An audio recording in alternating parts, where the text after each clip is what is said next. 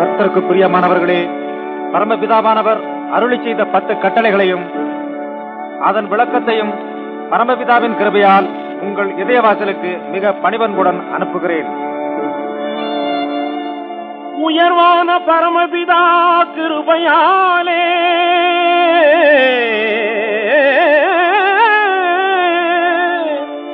உருவான கற்பனையின் மகிமையாலே அறிவுடைய மனிதகுலம் இனிது வாழ அளந்து சொன்ன பொன்மொழிகள் கேட்கவாரி. பாவிகளுக்காக பாடுபட்ட பரமபிதாவின் கட்டளை 10 பெரும் பரந்த உலகத்தை சிறப்புடன் வாழ வைத்திடும் ஞான முத்து, பேசும் மனித வாழ்க்கையின் சொத்து. முதற்கட்டளை, என்னையன்றி உனக்கு வேறு தேவர்களை உண்டாக்க வேண்டாம். பல வழி செல்லும் மனிதரை ஒரு நிலைப்படுத்தவே நல் வழி சொன்னார். மனித இன வழி ஒன்றே, இறைவன் ஒன்றே என்றவர் மார்க்கம் சொன்னார் என்று மார்க்கம் சொன்னார். இரண்டாம் கட்டளை, மேலே வானத்திலேயும் கீழே பூமியிலேயும் பூமியின் கீழ் தண்ணீரிலேயும் உண்டாயிருக்கிற அவைகளுக்கொப்பான ஒரு சுரூபத்தையானாலும் யாதொரு விக்கிரகத்தையானாலும் நீ உனக்கு உண்டாக்க வேண்டாம். நீ அவைகளை நமஸ்கரிக்கவும் சேவிக்கவும் வேண்டாம்.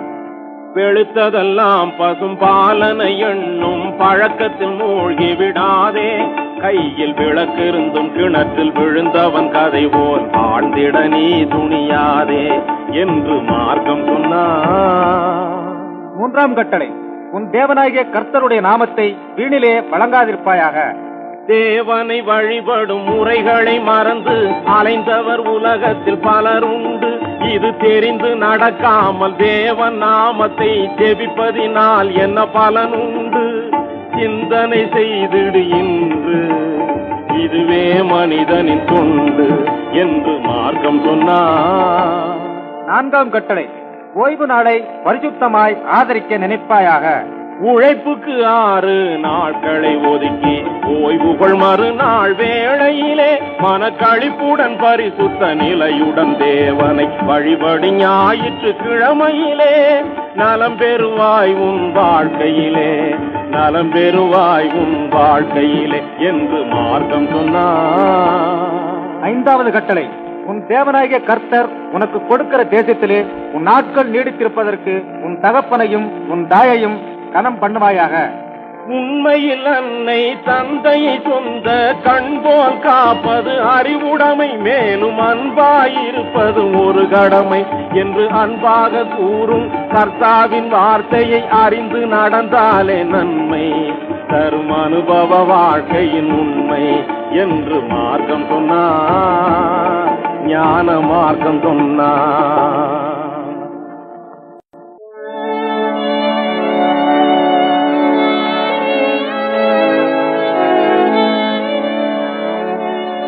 ஆறாவது கட்டளை, கொலை செய்யாதிருப்பாயாக.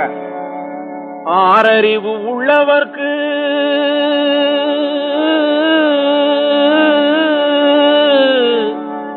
மன ஆத்திரமே பொல்லாது. தேவ வாக்கியத்தை படிப்பவர்க்கு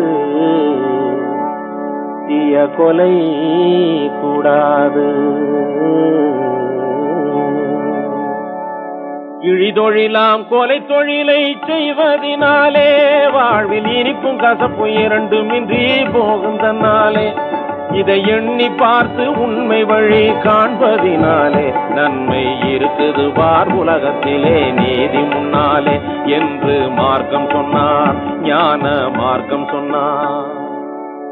ஏழாவது கட்டளை, விபச்சாரம் செய்யாதிருப்பாயாக. விபச்சாரம் பெருங்குற்றம் மறக்க கூடாது. கற்பை விலையாகும் பொருளாக நினைக்க கூடாது. தவறான வழியில் ஆண் பெண் நடக்க கூடாது. கால சந்த கடை பொம்மை போல வாழக்கூடாது என்று மார்க்கம் சொன்னார்.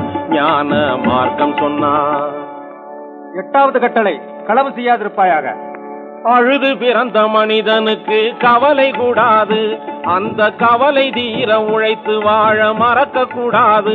கொடிய களவு தொழிலை செய்து வாழ நினைக்க கூடாது என்று கர்த்தர் சொன்ன பொன்மொழியை மறக்கப்படாது என்று மார்க்கம் சொன்னார், ஞான மார்க்கம் சொன்னார். 9ஆம் கட்டளை, பிறர்க்கு விரோதமாய் பொய்ச்சாட்சி சொல்லாதிருப்பாயாக. மனசாட்சி ஒரு பக்கம் இருந்திடும் போது அதற்கு மாறாக பொய் சாட்சி சொல்லக்கூடாது. கனி இருக்க காய்க வரும் பழக்கம் கூடாது, பிறர்க்கு கவலையாகும் கோணல் வழியில் நடக்கக்கூடாது என்று மார்க்கம் சொன்னார், ஞான மார்க்கம் சொன்னார். 10வது கட்டளை, பிறனுடைய வீட்டை இச்சியாதிருப்பாயாக. மனிதன் பிறந்து அழிந்ததெல்லாம் ஆசையினாலே,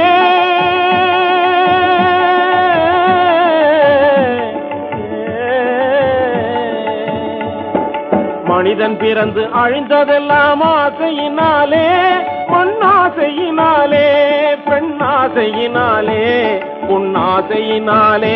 பேசும் மனிதன் வாழ நீதி கூறும் 10 கட்டளை, இது மாசிலாத பரமபிதா கூறும் கட்டளை. இதுவே 10 கட்டளை, இதுவே 10 கட்டளை.